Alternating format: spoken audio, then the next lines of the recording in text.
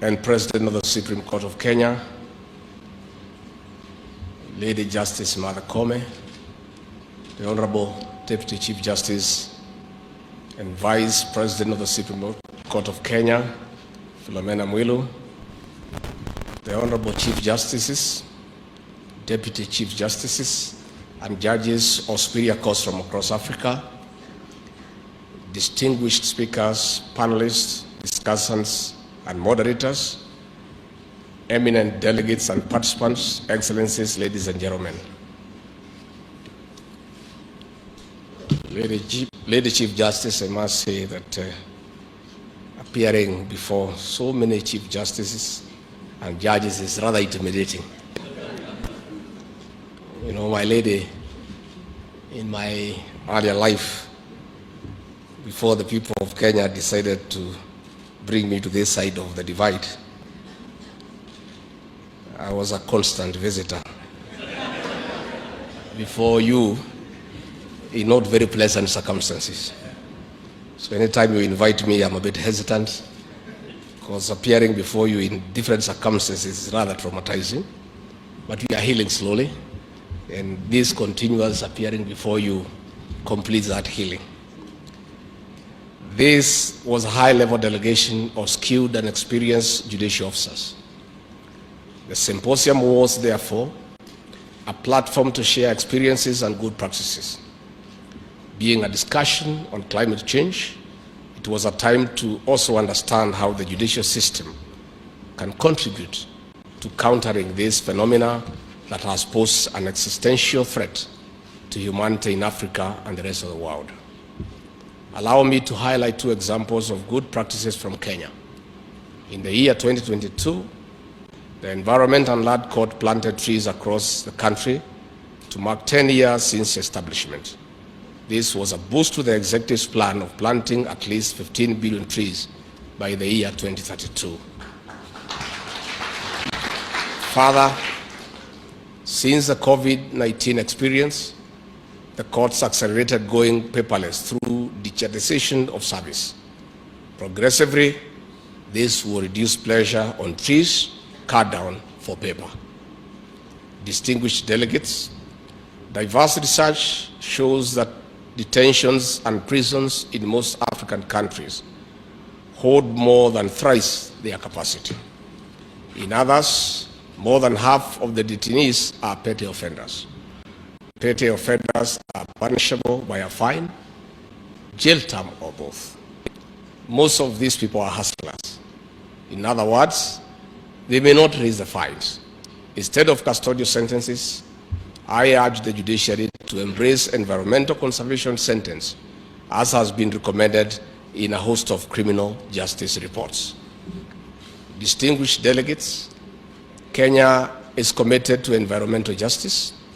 You recall that last November, President William Ruto led the Kenya delegation to the 27th Conference of the Parties, COP27, to the United Nations Framework Convention on Climate Change in Sharm el-Sheikh in Egypt.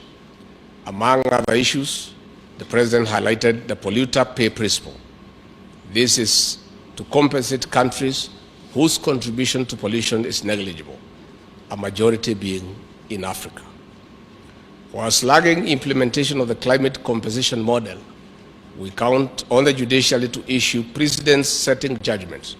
Such judgments will also inform new laws or reviews thereof for the benefit of the people. Further, Africa is leading in championing a sustainable development and ensuring a clean and healthy environment. As the coordinator of the Committee of African Heads of States and Government on Climate Change, President William Ruto will convene a continental summit focusing on climate action in 2024. Distinguished delegates, as recognized in the Johannesburg Principles on the Rule of Law and Sustainable Development, the judiciary should be informed on the rapidly expanding boundaries of environmental law. They must also be aware of their role and responsibilities in promoting the implementation, development, and enforcement of laws, regulations, and international agreements relating to sustainable development. Lady Chief Justice, distinguished delegates, The importance of your discussion at this symposium cannot be gainsaid.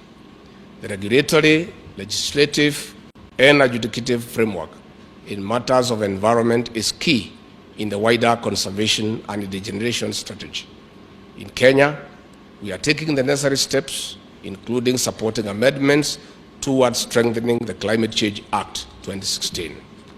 I urge the public and other interested parties to comment comprehensively on the proposed amendments through the ongoing public participation process.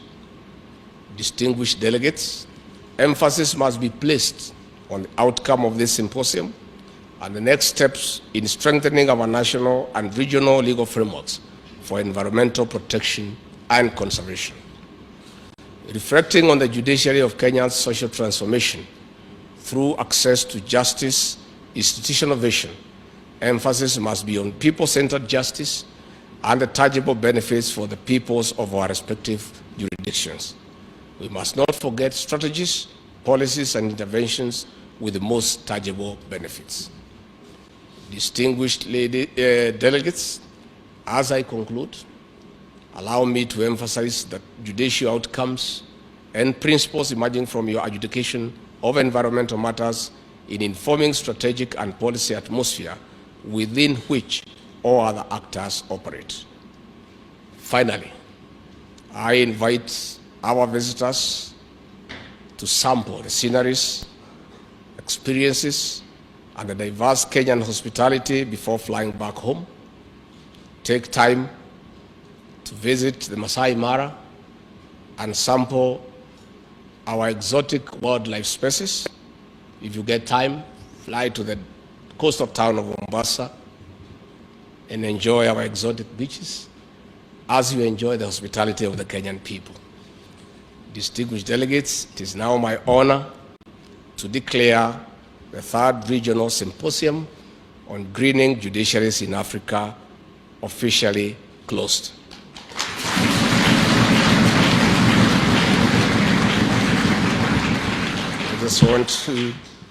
I don't want to say anything outside my official script. I just want to pass warm regards from President William Ruto, who is out of the country on official duty. He has told me to pass his greetings. He told me that he was very happy to engage you on Monday. And he told me once more to remind the Kenyan judiciary of his commitment and that of his government to protect and promote the independence of the judiciary and allow you space and empower you to dispense justice without hindrance.